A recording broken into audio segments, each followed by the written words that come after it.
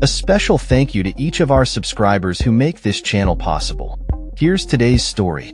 In a significant political move, Belgium has announced its intention to recognize the State of Palestine at the upcoming United Nations General Assembly, UNGA, later this month.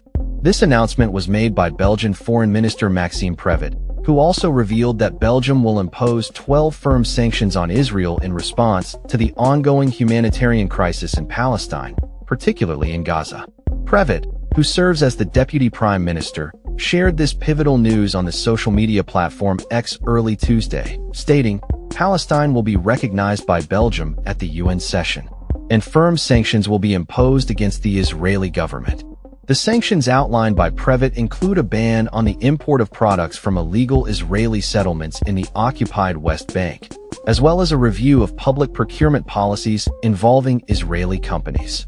This move is seen as a direct response to what Prevot described as a humanitarian tragedy unfolding in Gaza, prompting Belgium to take a stand on the international stage. However, the recognition of Palestine will only be formalized once certain conditions are met, including the release of the last captive from Gaza and the cessation of Hamas's governance in Palestine. The Palestinian Ministry of Foreign Affairs has welcomed Belgium's announcement, urging other nations to follow suit in order to intensify efforts to halt what they describe as crimes of genocide, displacement, and starvation. The ministry emphasized that this decision aligns with international law and United Nations resolutions, advocating for the two-state solution and peace in the region. While the Israeli government has yet to issue an official statement regarding Belgium's decision, Avigdor Lieberman, leader of the opposition Yisrael Beitenu party, attributed Belgium's actions to Prime Minister Benjamin Netanyahu's political failures. Lieberman remarked, "Due to Netanyahu's inability to manage the political arena, a Palestinian state is being established before our eyes," suggesting that Belgium's recognition and sanctions stem from a direct consequence of the current Israeli government's policies. Belgian Prime Minister Bart de Wever, from the New Flemish Alliance Party, had previously stated that any recognition of Palestine should be tied to strict conditions, indicating a cautious approach to this significant diplomatic shift. This announcement follows a similar statement from French President Emmanuel Macron, who indicated that France would recognize Palestinian statehood during the UNGA.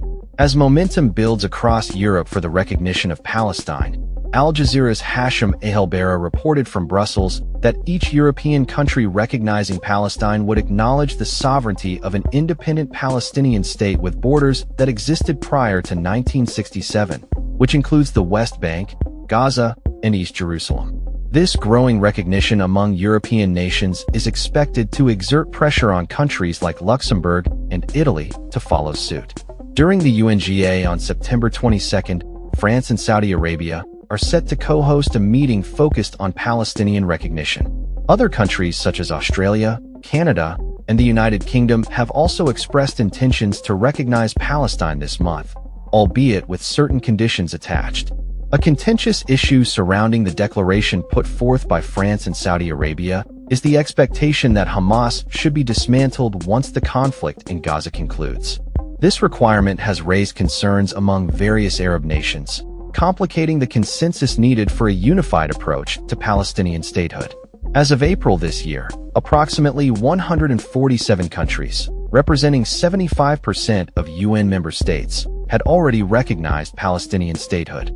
However, Israel and the United States have voiced strong opposition to these recognitions. U.S. Secretary of State Marco Rubio criticized France's announcement as a reckless decision that serves only to bolster Hamas propaganda. In response, Rubio indicated that the Trump administration would deny and revoke visas for Palestinian officials ahead of the UNGA. Israeli Finance Minister Bezalel Smotrich previously warned that for every country recognizing Palestine, a new illegal Israeli settlement would be established in the occupied West Bank. Smotrich is among two far-right Israeli ministers facing sanctions from several countries, including Australia, Canada, New Zealand, Norway, and the United Kingdom.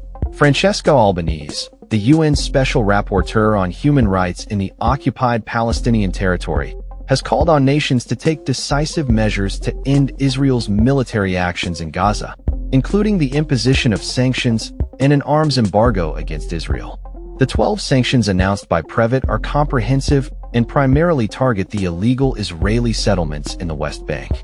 This announcement comes on the heels of a situation where, according to a UN-backed monitor, famine is occurring in the northern Gaza Strip, with projections indicating that it could spread to central and southern areas by the end of September. Belgium's decision to recognize Palestine is set against a backdrop of escalating violence, with reports indicating that Israel's military operations in Gaza have resulted in the deaths of at least 63,557 individuals and left over 160,660 wounded. Furthermore, Belgian prosecutors have recently referred a war crimes complaint against 2 Israeli soldiers to the International Criminal Court, following allegations of their involvement in atrocities in Gaza. As the international community watches closely, Belgium's recognition of Palestine and the accompanying sanctions could mark a pivotal moment in the ongoing pursuit of peace and justice in the region. That's all for this story. We upload videos every day covering many different subjects, so hit that subscribe button to stay informed. Thanks for watching.